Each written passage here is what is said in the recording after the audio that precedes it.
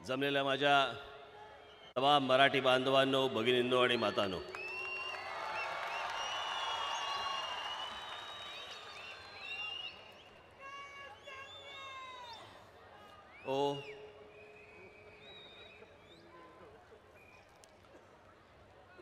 उद्या शेवटचा पेपर. आत्ता माझी कळव्याला सभा होती, त्या कळव्याला कळवून आलो आणि मग इथे आलो.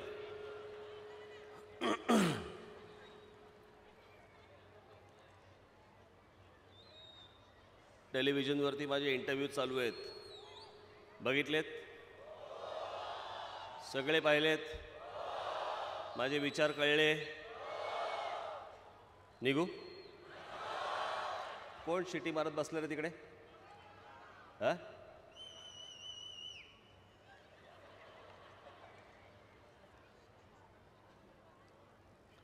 आदित्य शिरोडकर निवडून आल्यानंतर सगळ्या शिट्ट्या वाजवायच्या.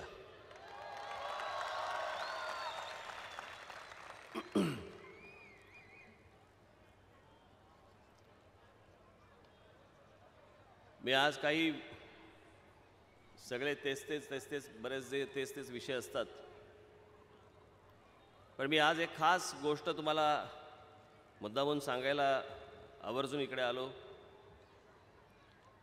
येत्या 24 तारखेला मतदान आहे आणि मतदानाच्या दिवशी आपण सर्वांनी, पक्षातल्या सर्व पदाधिकाऱ्यांनी, माझ्या सहकाऱ्यांनी माझ्या आणि आपण सर्वांनी खरंच दक्ष राहावं, जागृत राहावं. कारण हे काँग्रेसवाले कोणत्या थराला जातात हे आपण पुण्यामध्ये पाहिले. इथे आपले दीपक पायगुडे आलेले आहेत. पुणे लोकसभा मतदारसंघामध्ये जवळपास 1 लाख ते 1.25 लाख लोकांना मतदान नाही करता आलं. मतदानाचं कार्ड घेऊन गेले, तिथे पोचले, रांगेमध्ये उभे राहिले आणि उभे राहिल्यानंतर तिकडे जेव्हा पोचल्यानंतर लक्षात आलं त्यांच्या की मतदार यादीतलं नाव काढून टाकलंय. 1 लाख 1.25 लाख कशाला म्हणतात हो? एक निवडणूक फिरते अख्खी. आणि या काँग्रेसवाल्यांना आता असं झालेलं आहे की निवडून यायची संधी तर चान्सेस नाहीच आहेत. मग काय करायचं? मग इतरांची जी मतदार आहेत त्या अगोदर हेरून त्या मतदार यादीतनं सगळे काढून टाकायचे, जेणेकरून त्यांना मतदान करता येणार नाही. या सर्व गोष्टींकडे तुम्ही आपण सर्वांनी गांभीर्याने लक्ष द्यावं, ही माझी पहिल्यांदा आपल्याला नम्र विनंती. हे सगळे सकाळपासूनचे इंटरव्ह्यूज आणि संध्याकाळच्या सभा पकपक दिवसभर सगळं चालू असतं. तेच प्रश्न, त्याच विषय.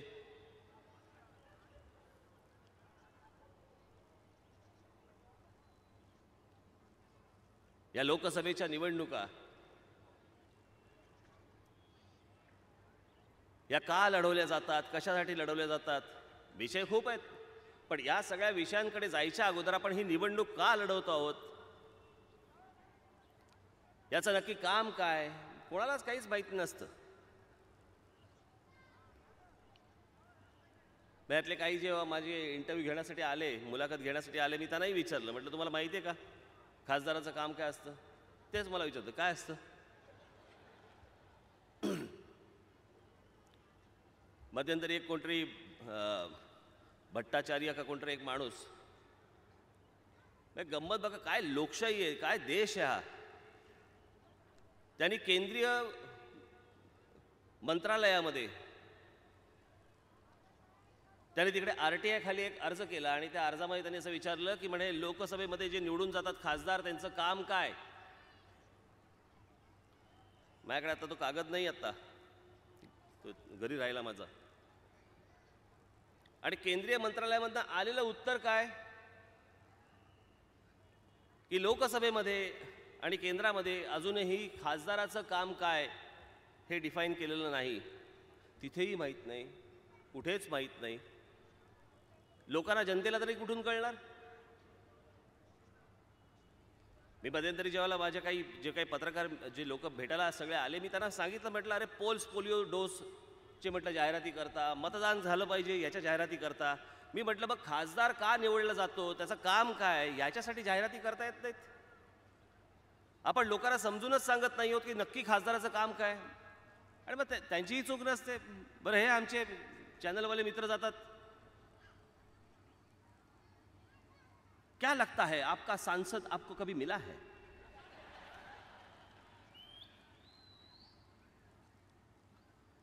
ते समोरचेही भाबडे असतात.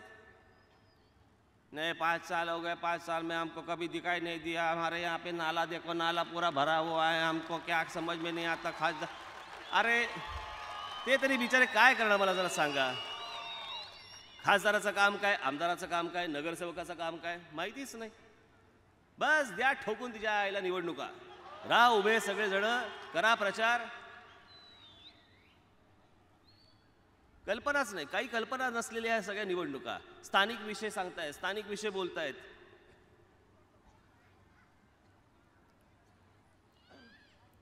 या देशामधली आजची सगळी परिस्थिती, ज्या प्रकारचा भ्रष्टाचार, ज्या प्रकारचे पैसे खाल्ले जात आहेत, ज्या प्रकारचे आपण आकडे ऐकतो भ्रष्टाचारातले, असे कधी ऐकलेच नव्हते.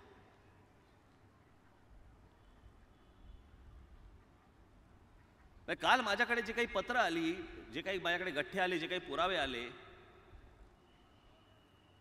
काल मी नाशिकला होतो, तिथे मी नाशिकच्या सभेमध्ये मी वाचून दाखवले ते. ह्याला काय बोलायचं. छगन भुजबळ, त्यांचा मुलगा आणि त्यांचा पुतण्या, हे तिघेही गेल्या वेळेला 2009ला निवडणुकीला उभे होते. एक खासदारकीला, दोघे आमदारकीला. याला म्हणतात समता. ज्योतिबा फुलेंनी सांगितलेली समता. समता म्हणजे काय, बाकीच्यांना काय मिळणार नाही, जे मिळेल ते आमच्या घरातच, याला म्हणतात समता. त्यावेळेला निवडणूक आयोगाला त्यांनी स्वतःची किती इस्टेट किती डिक्लेअर केली, 21 कोटी रुपये. आणि आता बाहेर आलेली रक्कम या 2014ला, म्हणजे जवळपास 5 वर्षात, माझ्याकडे कागदपत्र आहेत, पुराव्यासकट कागदपत्र आहेत त्याची. बरं, माझ्याकडे कशाला, कोर्टात केसेस चालू आहेत. आत्ताची आलेली रक्कम किती, अवाक व्हाल, 2400 कोटी रुपये. 2400 कोटी रुपये 5 वर्षात. ही फक्त माहिती पडलेली रक्कम, बाकीचं माहीत नाही. हे राजकारण, या निवडणुका, यातनं ही मंत्रीपद, हे यातनं घडणार आहे. नुसता निवडणुका तमाशा करून ठेवलाय, तमाशा बनवून ठेवलेला आहे. इच्छा काहीच नाही, कोणाला काय करायचं आहे काही नाही. जे काय आहे ते फक्त पदरात टाका आमच्या. मी काल असंच रात्री आलो, नाशिकवरनं आलो, येताना गाडीमध्ये झोप झाली होती. मी म्हटलं काय करूया म्हणून सहज आपल्या कम्प्युटरवरती गाणी ऐकत बसलो. गाणी लावून बसलो. त्याच्यामध्ये एका चित्रपट, मी तो खूप वर्षापूर्वी, 7-8 वर्षापूर्वी पाहिला होता. आणि त्या चित्रपटाचं गाणं ऐकताना मला त्या चित्रपटातला एक प्रसंग आठवला. आणि तो प्रसंग इतका विलक्षण आहे. त्यातलं एक वाक्य आहे, खरंच विचार करायला लावणारं वाक्य आहे. त्या चित्रपट होता तो, त्याचं नाव होतं लक्ष्य, नावाचा पिक्चर होता. ऋतिक रोशन, अमिताभ बच्चन वगैरे यांचा तो चित्रपट होता. लडाखमध्ये ज्यावेळेला ते कारगिल युद्ध झालं त्याच्यावरचा तो चित्रपट होता. आणि त्याच्यामध्ये दाखवलं की त्या ऋतिक रोशनचं पोस्टिंग तिकडे लडाखला होतं. आणि ज्यावेळेला पोस्टिंग होतं तिकडे त्याला ते अमिताभ बच्चन वगैरे त्यांचे ते मोठे जनरल कोण असतात ते भेटतात वगैरे. आणि रात्री त्याला सांगतात की तू त्यांचं ते आर्मीचे काय ते ड्रिंक घ्यायला ये म्हणे तिकडे. हा तिकडे जातो. आणि मग तिकडे अमिताभ बच्चन त्याला ते सगळं समजून सांगतात की हा माणूस कोण, हा माणूस, या माणसाने कुठची लढाई जिंकली, या माणसाने कुठची लढाई जिंकली वगैरे वगैरे वगैरे सगळं सांगतात.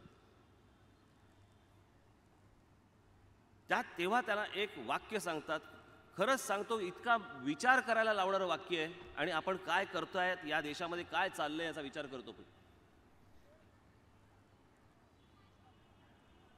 हा सरहद्दीवरच्या जवानांचा विषय, हा या आमच्या पोलिसांचा विषय. आणि तेव्हा ते अमिताभ बच्चन त्या ऋतिक रोशनला एक वाक्य सांगतात. ते वाक्य इतकं त्या जावेद अख्तरने इतकं अप्रतिम वाक्य लिहिलेलं आहे. आणि ते त्याला सांगतात, इस देश की जनता रात को सुकून से सोती है क्योंकि तुम और मैं जागे रहते हैं. आपण देशाच्या बाउंड्रीज त्याची सुरक्षा आपण करत असतो, म्हणून हा देश सुखाने झोपतो रात्रीचा.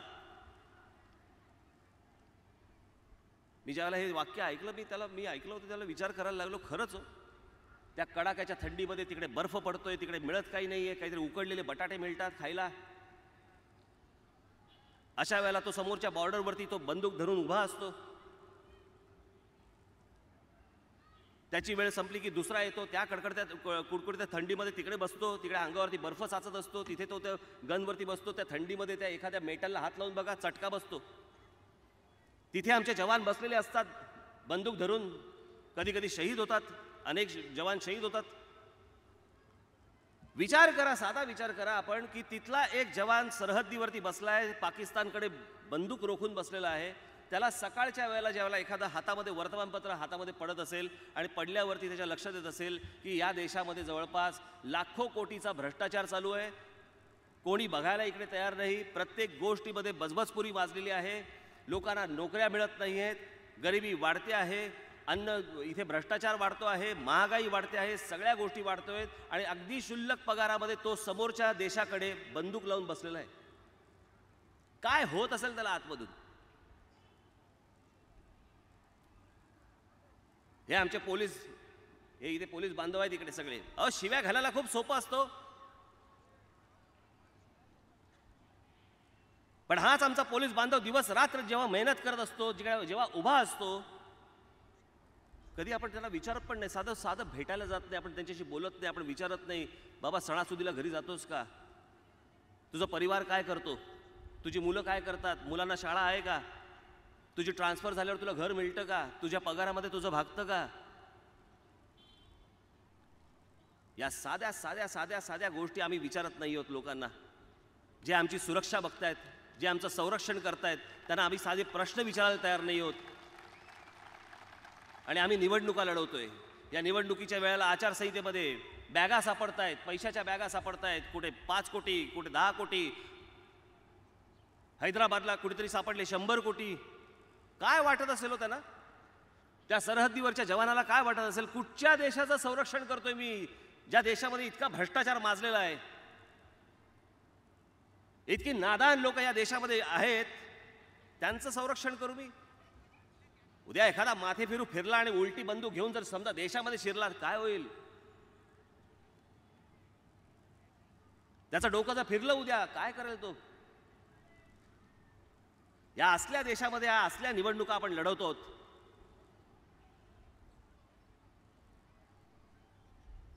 का लढवतो? त्याचं काम काय, त्यांनी काय केलं पाहिजे, कशासाठी केलं पाहिजे, काही मागचा पुढचा विचार नाही, बस निवडणुका.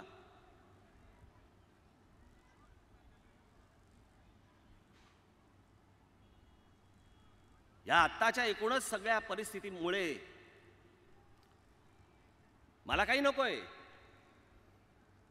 पण या देशाला आकार यावा, या देशाला आकार येऊ शकेल असा एक फक्त आत्ता या क्षणाला आशेचा किरण मला एक दिसला, ज्यांचं नाव नरेंद्र मोदी. म्हणून मी त्यांना पाठिंबा जाहीर केला. यात गैर काय केलं मला जरा सांगा.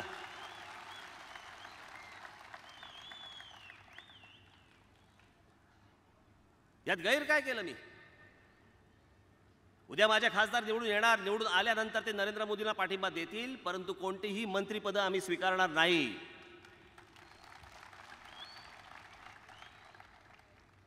कारण या देशाला आकार आला पाहिजे, या देशाला एक शिस्त मिळाली पाहिजे. ही जी सगळी बजबजपुरी आणि सगळा भ्रष्टाचार जो माजलेला आहे हा त्यांनी संपवला पाहिजे, आणि ते संपवतील अशी आशा अपेक्षा आपण बाळगली पाहिजे. नाहीतर दुसरा काही आशेचा किरणच दिसत नाही आपल्याला. या बाकीच्या लोकांकडे बघून राहुल गांधी, आत्ता सभा झाली त्याची कुठेतरी बांद्रा कुर्ला कॉम्प्लेक्सला. मला आता एका पत्रकारांचा फोन आला, त्यांनी सगळे त्या गर्दीमध्ये सगळे म्हणे, शेवटी पत्रकार आमचे बातमी काढणारच,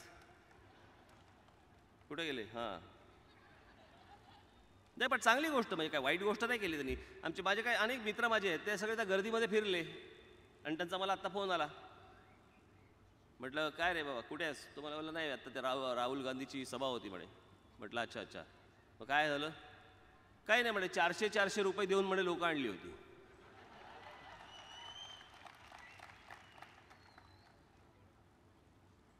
लोक यायला, लोक जमायला, तुम्ही त्यांच्यावरती प्रेम करावं लागतं आणि लोकांनी तुमच्यावरती प्रेम करावं लागतं, अशी परिस्थिती उभी करावी लागते. म्हणून हे सगळं जमतं. हे भाड्याने आणायला लागत नाही आम्हाला. आणि ज्या दिवशी अशी वेळ समजा येणार नाहीच, कोणत्याही परिस्थिती येणार नाही, पण अशी जर वेळ कधी आली ना, राजकारणातनं बाजूला होईल. हे काय राजकारण झालं? समोरच्या येणाऱ्या लोकांनाही माहित नाही कोण बोलतंय, काय बोलतंय. समोर स्टेजवरती एक माणूस येतो, मध्येच असं असं असं असं करतो. आलेल्या लोकांना वाटतं हा कोणीतरी टेम्पो धुणारा माणूस आहे. यांच्या हातात द्यायची सत्ता 10 वर्ष काढली या लोकांनी. किती भ्रष्टाचार, किती किती गोष्टी केल्या आतापर्यंत या लोकांनी. आणि म्हणून हा बदलाचा विचार होणं गरजेचं आहे. मी आज ही निवडणूक लढवतोय, मी हे खासदार पाठवतोय. कशासाठी खासदार पाठवतोय? मी काही स्थानिक विषय घेऊन पाठवणार आहे? मी 2009 ची निवडणूक ज्यावेळेला लढवली, मी त्यावेळेला जे सांगत होतो, हे बाकीचे खासदार सगळे गेले, यातल्या एका माणसाने तिथे तोंड देखील उघडलं नाही, बोलत देखील नाहीत. तिथे स्वतःची कामं, स्वतःचे अजेंडे, स्वतःचे व्यवसाय याच्यासाठी म्हणून मंत्र्यांकडे जायचं, कामं करून घ्यायची. महाराष्ट्राच्या वाटेला काही नाही. महाराष्ट्रातले जे इतकी वर्ष प्रलंबित राहिलेले प्रश्न तिथे कोणी मांडायला तयार नाही. बाई गंमत तुम्हाला सांगतो, ज्या वेळेला इथे आपली आंदोलनं झाली, हे आंदोलन झाल्यानंतर ज्या वेळेला हे कळलं, हे सगळे रेल्वे मंत्रालयामध्ये सगळे बिहारी बसले होते मंत्री, कोणी ऐकायला तयार नाही. महाराष्ट्रामध्ये जर समजा नोकऱ्या निर्माण होणार असतील तर त्या महाराष्ट्रातल्या मराठी मुलांना मिळाल्या पाहिजेत, हा माझा आग्रह तेव्हाही होता, आजही आहे.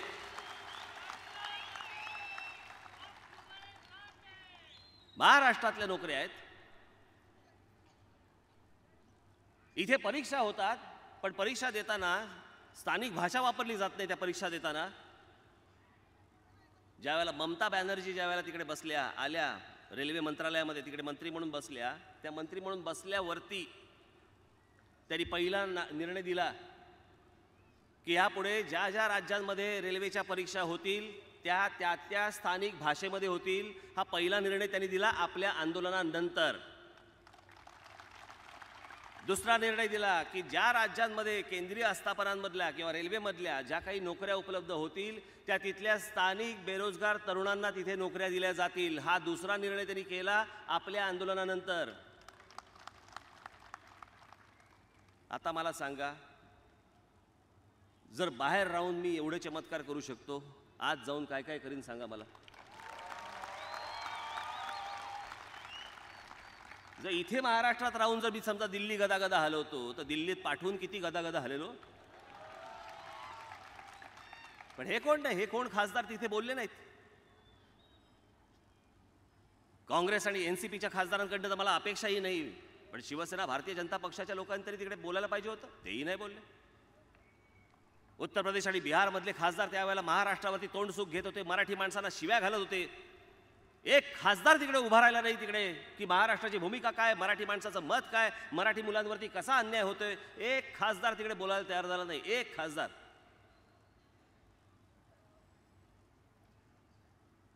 आणि हे दिल्लीवरनं जर समजा सारख्या गोष्टी जर इथे येणार असतील. माझ्याकडे काल कोणतरी हिंदी वर्तमानपत्राचे लोक आले होते. मी जेव्हा त्यांना सांगितलं त्यावेळेला ते मला बोलले बरोबर आहे तुमचं मत. मी म्हटलं मग तुम्ही का नाही मांडत, तुम्ही का नाही सांगत. हे हिंदी चॅनलचे लोक आणि इंग्लिश चॅनलचे लोक मी बोलतोय काय ह्याचा बरोबर चुकीचं ट्रान्सलेशन करून समाजामध्ये फक्त आग लावायची, एवढा एकच धंदा यांचा. त्याशिवाय ना बातम्या कशा मिळणार ना, बातम्या कशा मिळणार आहे ना. एखाद्या शहराची, एखाद्या राज्याची एक कपॅसिटी असते, ती संपलेली आहे. मुंबई शहराची संपलेली आहे, तो विषय कधीच संपलेला आहे, तरीही येत आहेत, बदा पडतायत. आणि यंत्रणा कशा राबतात, यंत्रणा कशा लावल्या जातात. मी तुम्हाला एक उत्तम उदाहरण म्हणून सांगतो. माझे मित्र रितेश देशमुख, ते रितेश देशमुख एकदा त्या करण जोहरच्या घरी चालले होते, त्यांच्या इमारतीमध्ये त्यांच्या घरी काहीतरी जेवायला चालले होते. लिफ्टचं बटन दाबलं, लिफ्ट खाली आली. लिफ्ट खाली आली, दरवाजा उघडला, आतून एक एवढासा मुलगा बाहेर पडला. तो लिफ्टमन होता. रितेश आतमध्ये गेल्यानंतर तिकडे वरती जाताना त्यांनी तिकडे विचारलं, बाबा तू कधीपासून नोकरीला लागला इथे? मी तुला आधी पाहिलं नव्हता. तो बोलला, नाही साहेब, मला एक 4 वर्ष झाली. आपला 4 दिवस झाले. 4 वर्ष काय म्हणतो, 4 दिवस झाले. तुला 4च दिवस झाले लागून? तुला हो. नाव काय तुझं? नाही असंच काहीतरी मिश्रा काहीतरी सांगितलं त्यांनी. कुठला राहणारा म्हणे? तो मला उत्तर प्रदेशचा.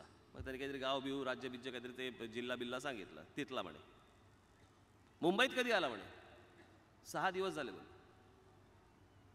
6 दिवस झाले होते मुंबईत येऊन. 4थ्या दिवशी नोकरी लागते. 4 दिवसात नोकरी लागते त्याला. हे कशा प्रकारची यंत्रणा उभी करतायत? नोकऱ्या लागतायत यांना. आपण अनेकदा बघतो इथे कोणाला विचारायला फुरसतच नाही. इथे आम्ही कुठच्या परिस्थितीमध्ये जगतो, कसे जगतो, कोण माणसं येतात, आम्हाला विचारायला काही विचारतच नाही. नुसते जगतो. राज्य सरकारची जबाबदारी ही खरी.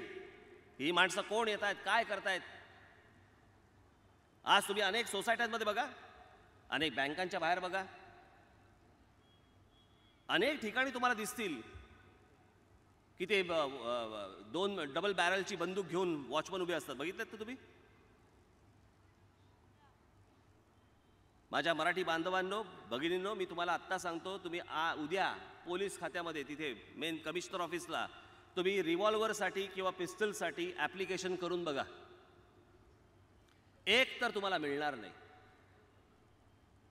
खूप चौकशी अंती मिळालंच लायसन्स तर ते तुम्हाला मुंबईपुरता मिळेल, त्याच्या बाहेरचा मिळणार नाही. आणि ही माणसं येतात, डबल बॅरलची बंदुका घेऊन येतात, तिथून येतात सगळेजण. यांना डबल बॅरलच्या बंदुका देतं कोण? यांना ऑल इंडिया परमिट्स देतं कोण? हे कोणते पोलीस तिकडचे आहेत की जे ह्यांना लायसन्सेस देतात? माहितीच नाहीत. कारण अनेकदा ही लायसन्सेस सगळी खोटी असतात. हे खोटी वेपन्स घेऊन इकडे येतात आणि आपल्या बँकांच्या आणि सोसायट्यांच्या बाहेर उभे राहतात आणि सुरक्षा देतात. याच्यानंतर मला सांगा, तुम्ही सुरक्षित राहणार कसे? हा काय 2 समाजातला किंवा 2 राज्यातला विषय नाहीये, पण ह्या राज्याचा विषय, सुरक्षेचा विषय आहे. हा कोणी मांडायचा नाही तिथे?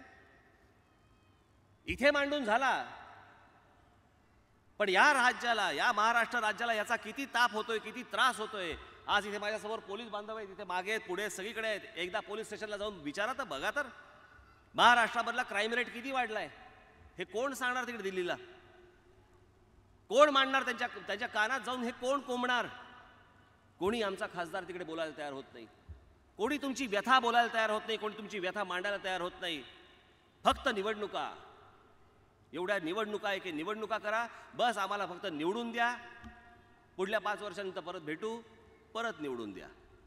67 वर्ष हा सगळा प्रकार चालू आहे. 67 वर्ष. स्वातंत्र्य मिळून आज 65-67 वर्ष झाली. आम्ही अजून मूळ विषयांच्या पलीकडेच गेलो नाही. अजून आम्ही त्याच विषयांवरती निवडणुका लढवतोय. तुम्ही आज राज्यांमधल्या निवडणुका बघा, तुम्ही या लोकसभेच्या बघा, विधानसभेच्या बघा. जे प्रचार करतात त्या प्रचारातली भाषणं बघा. आम्ही नोकरी देऊ, आम्ही पाणी देऊ, आम्ही रोजगार देऊ, आम्ही वीज देऊ, आम्ही रस्ते देऊ. बस याच्यावरती 67 वर्ष निवडणुका चालू आहे. जगातला हा एकमेव देश असेल भारत देश की जो फक्त या 4 आणि 5 मुद्द्यांवरती 67 वर्ष निवडणुका लढवतोय. आम्ही ह्याच्या पुढे जायलाच तयार नाही आहोत. आमच्या मागून आलेले देश कुठच्या कुठे निघून गेले, पण आम्ही अजून तिथेच आहोत, चिखलामध्ये.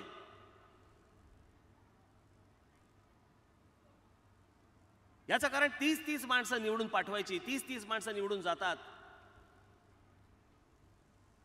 आज ज्यावेळेला माझे खासदार ज्यावेळेला तिकडे निवडून जातील, त्यांच्यावरती नजर ही माझी असेल. अजिबात गडबड चालणार नाही मला तिकडे. ज्या भूमिका मांडायच्या, ज्या गोष्टी मांडायच्या, ह्या तुम्हाला मांडाव्याच तिकडे लागतील. वेळ प्रसंगी तुम्हाला अंगावरती जावं लागेल. केसेस पडल्या तरी चालतील. माझ्यावरती 94 आहेत. सेंच्युरी करायला मी तयार आहे.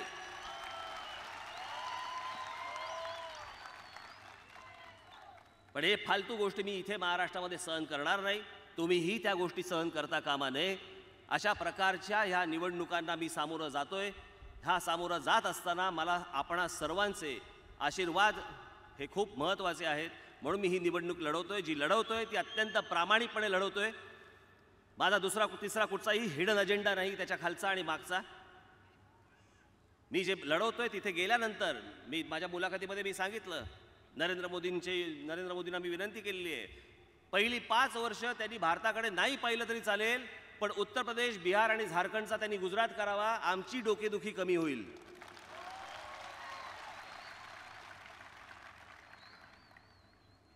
आणि ही सगळी निवडणूक लढवत असताना मला तुमच्या सर्वांच्या प्रेमाची, आशीर्वादाची मला गरज आहे. इथे आज आदित्य शिरोडकर कुठे नाही, इकडे आज आमचा आदित्य इथे निवडणुकीला उभा आहे, उमेदवार म्हणून आपल्या समोर दिलेला आहे. आपण सर्वजण येत्या 24 तारखेला रेल्वे इंजिन या निशाणीवरती बटन दाबून आदित्य शिरोडकरला आपण सर्वजण प्रचंड मताने विजयी कराल अशी एक आशा, अपेक्षा आपणा सगळे बाळगतो आणि आपणा सर्वांची मी रजा घेतो. जय हिंद, जय महाराष्ट्र.